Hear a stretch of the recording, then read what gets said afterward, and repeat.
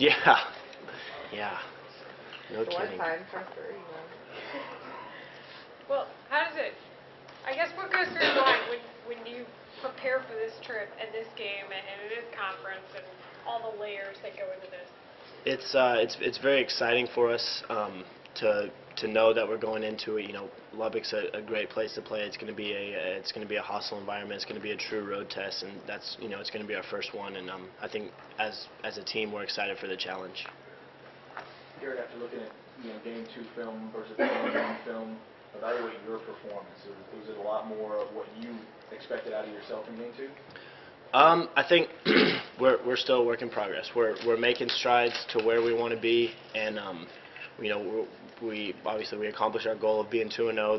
There's times whenever we look like the offense that we do want to be, and then there's times where in the first half, for example, on third downs, we didn't do a very good job. So there's a lot of stuff we can take from that game and improve upon and move forward with that. How do you think you're doing, though? Coach saying you're being a little careful now in this first two games. Do you feel like you're being too careful, or you ready to let it go, or what? I feel comfortable in the game situations. I felt prepared for the first two games. I felt like we've been able to execute our game plan like we wanted to, and I do feel like we did get to stretch the field out a little bit more on Saturday than we had, and so those are things that we can continue to build upon. As good as your defense is playing, do you feel you still need to make a faster start on the road in a tough place like Lubbock? Absolutely. That was something that, going through the film yesterday, Coach Davis and Coach Brown talked to us a lot about, is finishing drives in the first quarter, finishing drives into the first half, and not waiting. I think we've put up quite a few points in the second quarters of the two games this year, but we need to finish drives in the first quarter and continue to improve upon that. What are some of the hurdles? We talk about a hostile environment, but technically as the quarterback that you have to go through when you're not able to quiet the crowd and things like that, just some of the hurdles you have to go through as a quarterback? Hand signals are going to be huge this week. It's all about communicating with you. It's going to be, we're going to have to do a great job communicating with each other. I feel like have to be a lot louder with my cadence and stuff at the line of scrimmage, and then we're just going to have to be smart the lack of hearing can cause false start penalties and that sort of stuff. So we have to be smart and communicate well. Did you watch that game 2 years ago on TV? I did. Yeah, I remember watching it from my house. So it was. Obviously it was. It was a tough deal, and being able to come back in the second half was exciting, and then the finish obviously was very disappointing. When they created that whole 60 minutes mentality, and it was a slogan that kind of really grew in, obviously, last year and first year. Did you see the guys kind of really take that to heart and live it and rebound and do all those things it takes to execute it? Yeah, coming in last year, that was something that we talked about from camp on out, and just being able to finish games, being able to start strong, and then in the fourth quarter still know exactly where we need to be and how to finish games and how to win them. Blake was talking about how maybe you weren't as happy with some of the stats so far this year. He was telling you it's not a big deal, you're getting the win. Do you feel that way, that maybe your stats aren't quite there, you're not quite what you expected you would be at this point? I guess, being a very tough critic of myself, you'd like to complete them all. You'd like to throw for 400, 500 yards and 5 touchdowns every game, but we're accomplishing our goals. We're 2-0, and we're doing a great job of taking care of the ball as an offense. So, there's a lot of positives there as well.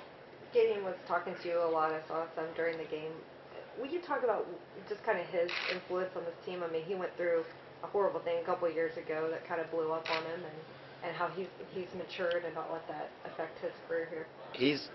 Blake's been, ever since I've been here, even last year as a sophomore, he was a leader on the team. He was out in 7-on-7. He was a guy that was, he was always there. He was communicating with the younger guys, and now he's taken a lot of those guys under his wing and, kind of told them how to do things and showed them the way. So he's been a leader since I've been here, and that's the thing I noticed about Blake on the field.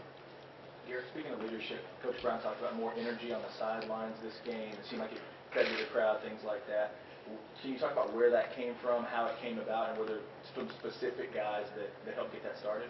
I think the defense brought a lot of energy to the first quarter when our offense was a little bit stagnant, and then Fozzie makes a great run there at the end of the second quarter, and that kind of livens up the crowd, and then I think that kind of it kind of feeds into everyone else, and then I think the sidelines started to come alive, and from there on out we did a really good job with that. How about personally for you? Or did you feel like you were a little more vocal in game two, or were you still kind of monitoring that to figure out what you need to do in certain situations? Again, I think that's a work in progress, the vocal leadership part of things, and it's something that I continue to try and focus on and improve upon each and every week. Was there anything you learned last year going through watching this team play on the road, because it's been such a successful road team that you see, okay, I can see why this is such a successful program away from home?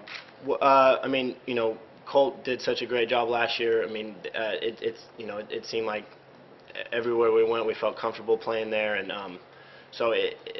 just being able to look at the film this week, we'll see, exactly how to handle that atmosphere, and you learn a lot from those teams last year about how to handle the atmosphere. It's a lot about communication. It's a lot about, staying to your game plan and playing your game. What do you have to do when you go up against a team that blitzes more than maybe some of the ones you've seen so far? We, as a quarterback, I have to be able to communicate with the receivers and make sure everyone, we're all on the same page on the field, and that we can see when the blitzes are coming from and where we need to, and how we need to adjust to that. Talking to Tech's defense, their coordinator came from Alabama, and Matt said that they run the same game. You obviously know something about that, having faced them in the BCS game.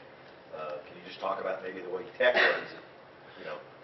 I haven't had a chance to look at too much film of Tech quite yet. I think, I do know that they do. They mix in a lot of 4-down, a lot of 3-down, and they're going to be very aggressive. They're going to fly to the ball, and so we're going to have to be very sharp offensively and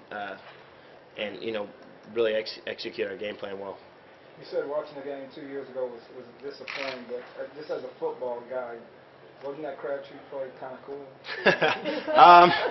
No, not as a Texas fan. It wasn't. It was, it's something that you see on the commercials all the time, and every time it just, kind of makes you, pretty mad. Obviously, it was a great play, and but it's still something that you remember as a Texas fan. Would it be cool for you to throw that game-winner pass and break their little heart? If it was, well, offensively, we'd like to be ahead by a little more than that at the end of the game. But obviously